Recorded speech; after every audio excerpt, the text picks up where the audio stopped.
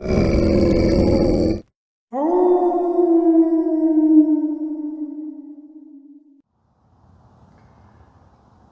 what's going on there, Wolfpack? I know you guys have been on me about getting this truck tour done. So I'm gonna go ahead and do the exterior of this truck tour since I just got old Trinity washed here. So we'll jump right into this real quick. This is a 2023 MLU. It's a midlife update is what they call it. So it's a 2023 MLU version, midlife update, T680 Kenworth that I did purchase through TSH. It is a mid-roof. The color on the truck is Viper Blue. It has a Paccar engine in it. I'll go ahead and open the hood a little bit later in the video. But it's got 510 horsepower, 1850 torque. I forget the wheelbase, don't quote me. I believe it's a 248 on the wheelbase. My truck number 12751. Again, I said this is it's a mid-roof. Just got this washed at the Streaking Beacon, the Blue Beacon for you guys that don't know. And it is brand new. I got it with 57 miles on it. You guys saw I did some other posts where I had the headache rack installed. It came with a step, but I'm gonna wind up taking this step off and putting a toolbox step, kind of similar to what I had on the TMC truck. I'm gonna swap that out. On the other side, there is no step, so I'm probably gonna get 2 toolboxes on each side. This truck, empty. Right now, you can see I got a load on there. I got 2 coils on there right now. Both of those coils are about 22,000 pounds a piece, so I got about 44,000 on the truck right now. But it's a 48-foot flatbed, so I'm back to a 48. It is on a spread axle. What else do I want to talk about on here? We talked about the headache rack. The trailer, I did purchase the trailer as well. My trailer, 101280, if you see me rolling down the road. Also, truck, once again, is 12751. On the back, if you guys have seen some TSH trucks, they got TSH up there. I elected to have that empty because I'm gonna put something else up there on the top of that, right above the headache rack up there. I've already been in touch with some, I guess you call them the letter or the graphic designers that do those letters. Actually, the one that does the letters for TSH, I was talking to that company. I get something unique done on there. But then again, here's the load. Like I said, I got 2 coils on there with a tarp. We got chains underneath there, and I got an X-strap. I don't know if I showed that. Let me go ahead and walk back over here. But I got an X-strap across the front coil just for forward movement. I don't have one on the second coil. They are not touching. They are spread. So there's a gap underneath this tarp between both of them, but I did not strap the one in the back. But these are chained down. I got chains on both of these coils here. Like I said, about 22,000 pounds a piece. On the trailer, I do have a dunnage rack that I had installed for the dunnage. I did have a toolbox installed. And one thing I did want to mention on these rims, so the trailer rims you see, these are polished aluminum. The toolbox is polished aluminum. Let's walk back. And on the tractor, we got polished aluminum Alcoa rims on here. If you guys could see that, Alcoas. And we're on 22 5s.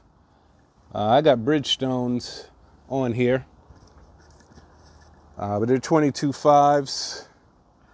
I forget the gear ratio, but I'll put it up in the video after I do the editing, and also the wheelbase. But I did get the box on there. I actually got 2 boxes. And this trailer is a Great Dane Freedom LT. It is a combo trailer, meaning that it is aluminum and metal. So the frame underneath is metal, and then the top is aluminum. Saves on some weight, but I did have this box, extra toolbox installed between the tandems here. Works out really well because in that headache rack up there, there's only 1 box up there. It's not a lot of storage for all your securement. Like I said, I did come from the Streak and Beacon. I had the truck and the trailer washed, and had to slap on some of that shiny glossy stuff for the rims and the tires there. But I'm on my way to drop this load. Actually, today is Sunday, but I'm on my way to drop this load off. I passed through the house and about to hit the road again.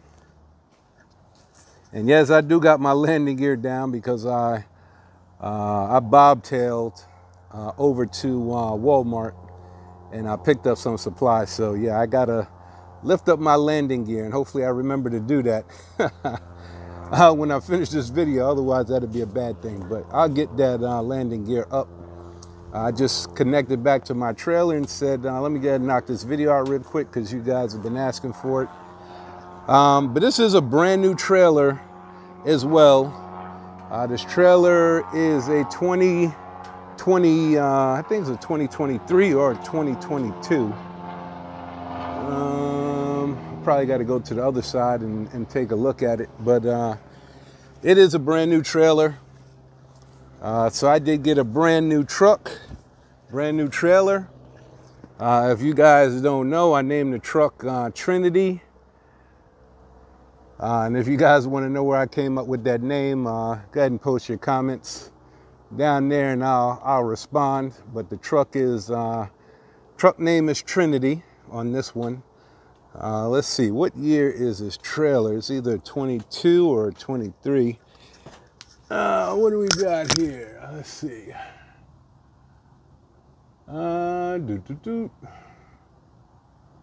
Interesting. Looks like a 2022. If you guys could see that. Looks like a 2022 trailer. Like I said, it's a combo trailer. But it's a 2022 Great Dane Freedom LT. And I did get the truck and the trailer through TSH. And maybe I'll do another video on, leveraging companies to, get equipment. I mean, it's not a bad thing to do. If you don't want to incur all that cost for your own personal business up front, it's called leverage. So you leverage the big dogs. TSH is a lot bigger than my company. I'm just a one-man show.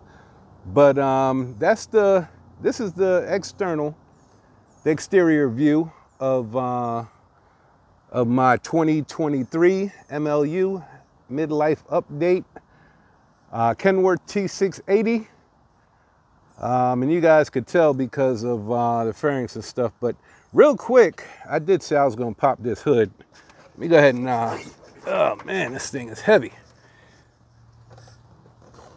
Even with the new design, this hood is still a little bit heavy. But this engine has a Paccar in it. It's a Paccar motor, it's not the Cummins.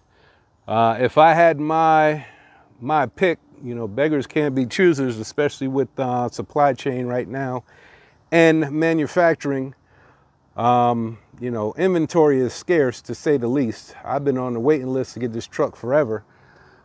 So beggars can't be choosers, but this is the Paccar. If I could, I would have got the Cummins, not just because of the name Cummins, but because Cummins can pretty much be worked on anywhere.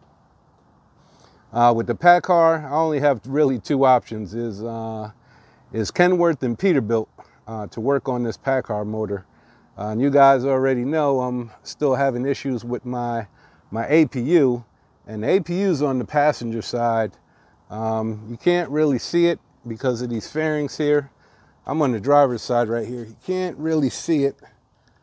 Nah, you guys are not going to be able to see it, but I do have an electric APU on the passenger side. That's the thing that's been giving me the problem since I got this truck. I was in the truck about a week, 2 weeks, and you know, started having problems with it. But this is the, I guess what they call the cold side of the engine. You know, the turbo side is the hot side. I'll go ahead and give you guys a look at that real quick. So this is the hot side. Like I said, this is a Paccar motor in here. I would have preferred the Cummins, but the Paccar surprisingly pulls really, really good. So I'm not complaining. It's a lighter motor than the Cummins. And also with this new design, the radiator and fan is a lot smaller than it was in previous models. And that's, you know, one of the reasons why this new design, this MLU, this midlife update. Let me close the hood so you can see here. They did change the grille. The grille is a lot narrow. It's more narrow than the previous T680s. And, you know, it sits a little lower. You know, all this is for aerodynamics. But it did cut down on the radiator size and the radiator fan. But it works well with the Paccar motor since it's a little smaller and lighter than the Cummins. But this is a brand new truck, so I don't expect to have any problems. Like I said, I got about 12,000 miles on this now. So I'm breaking it in, and it's running good, pulling good.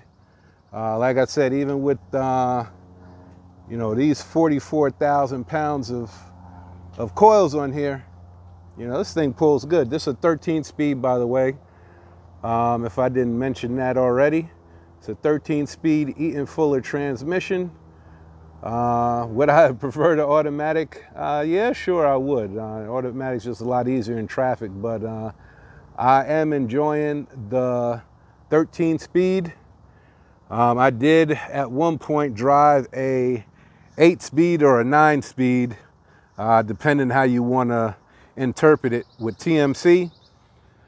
I didn't really like the 8/9 speed that TMC is running, but then again, when I was at TMC at that time, their max speed was 62 miles an hour. So, you know, you weren't breaking any land speed records in a TMC truck, and even now, I think they're still only governed at 65 when most companies are going to 68. But I don't have those problems with old Trinity here. Me and old Trinity will blow the doors off of pretty much any TMC truck that's on the road, or a company truck for that matter. So I'm enjoying that fact of not being governed at, you know, 62, 65, 68 miles an hour. But that's pretty much it, guys. This is the exterior of the truck. I will go ahead and work on this interior video as soon as I can so I can get it out. I know you guys want to see the digital dash and all that stuff that's going on these new midlife, these MLU units that are coming out, these brand new 2023s. I think even the 2022s are considered MLU as well. They got a similar design. One thing I did forget to mention on these lights, I would have preferred to get the HID lights, but like I said, with supply chain issues, you know, they are out of stock on these, on the HID lights. So, you know, you got these I forget what they call them. They're a combination of halogen and I forget what the other one is. But it's a combination unit on this headlight, but I'll probably change those out down the road. No rush on doing that, but there you have it, guys. This is the exterior tour of my 2023 T680 Kenworth. And once again, I named her Trinity. I'm the Lone Wolf Trucker, and we're signing out. Peace.